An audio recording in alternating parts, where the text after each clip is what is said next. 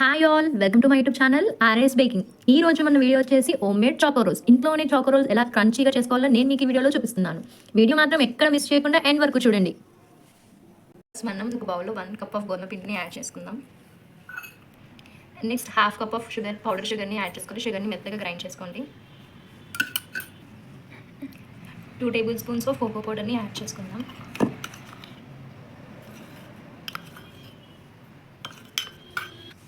ఇవన్నీ ఒకసారి మంచిగా మిక్స్ చేసుకుందాం. కోకో పౌడర్, షుగర్ అన్నీ మిక్స్ అవ్వాలి ప్రాపర్గా. షుగర్ ఇంకా కోకో పౌడర్ని ప్రాపర్గా మిక్స్ చేసుకుందాం. ఇవయ్యాక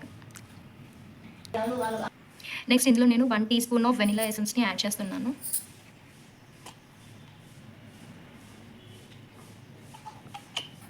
అండ్ వెనిలా ఎసెన్స్ని యాడ్ చేసుకున్నాక నేను ఇందులో గీని యూస్ చేస్తున్నాను. 2 స్పూన్స్ ఆఫ్ గీని.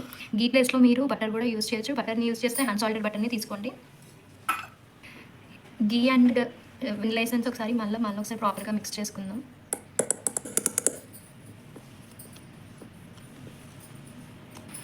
నెక్స్ట్ ఇందులో నేను మిక్స్ చేసుకోవడానికి మిల్క్ యూస్ చేస్తాను. మిల్క్ అనేది యాజ్ రిక్వైర్డ్.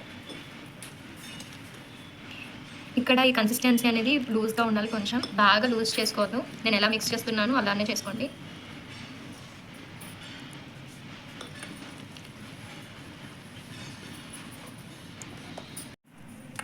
దోసపిండి ఎలా ఉంటుందో సేమ్ కన్సిస్టెన్సీ ఇది కూడా అలానే ఉండాలి.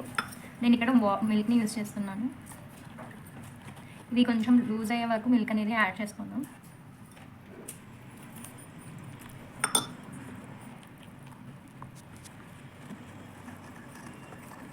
ఒకవేళ బాగా లూజ్ అయితే కొంచెం మనం గోధుమ పిండిని కూడా యాడ్ చేసుకోవచ్చు.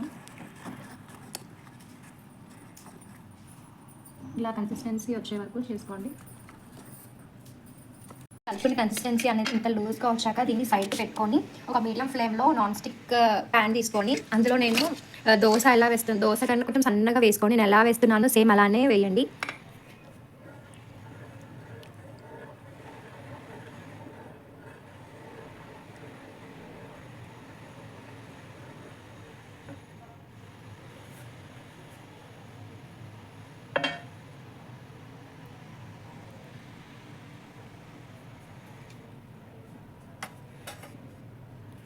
ఇట్లా 2 సైడ్స్ హీట్ చేసుకోవాలి. దీన్ని ఇంకో సైడ్ కూడా నేను హీట్ చేస్తున్నాను. ఒక 2 మినిట్స్ అలా హీట్ చేసుకున్నాక స్టవ్ ఆఫ్ చేయాలి. దీన్ని 2 సైడ్స్ హీట్ చేసుకోవాలి. నేను ఇంకో సైడ్ని కూడా హీట్ చేస్తున్నాను. 2 మినిట్స్ అలా హీట్ చేసుకున్నాక స్టవ్ ఆఫ్ చేసేయండి. నాకు ఇక్కడ కొంచెం హీట్ అయింది. మనం వేడి మీదనే హీట్ అయ్యాక వేడి మీదనే ఇట్లా చిన్నగా రోల్స్ చేసుకోవాలి. చాకో రోల్ అనేది ఎలా ఉంటుందో అలా చేసుకోవాలి. నేను ఇక్కడ హ్యాండ్తో యూస్ చేస్తున్నాను. మీరు స్ట్రాతో అయినా యూస్ చేయొచ్చు. దీన్ని కొంచెం సేపు ఇలా పెడితే మనకి కొంచెం థిక్గా అయ్యి కొంచెం కరకరగా కూడా వస్తుంది. ఇది చల్లారినాక మనకి ఇలా చాకో రోల్ అనేది కొంచెం కరకరలాగా ఉంటుంది. నేను ఇలా చాకో రోల్స్ని రెడీ చేసుకున్నాను. ఇందులో నేను ఫిల్లింగ్కి చాక్లెట్ సిరప్ ఇక్కడ నేను రెడీ చేసుకున్నాను. చాక్లెట్ని మెల్ట్ చేసుకొని ఇలా సిరప్ని రెడీ చేసుకున్నాను. నేను ఇందులో మిడిల్లో ఫిల్లింగ్కి యూస్ చేస్తున్నాను. నేను ఇక్కడ స్పూన్ యూస్ చేస్తున్నాను. మీరైతే మీరు ఏదైనా లైక్ మౌల్డ్స్ ఇప్పుడు క్రీమ్ వేస్తాం కదా, దాంతో అయినా కూడా చేయొచ్చు.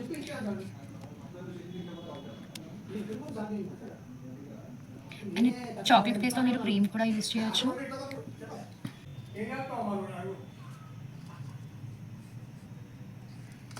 ఇలా నాకు క్రంచీగా కూడా వచ్చాయి చూడండి. మీరు కూడా ఒకసారి రెసిపీని ట్రై చేయండి ఇంట్లోనే. Thank you for watching video.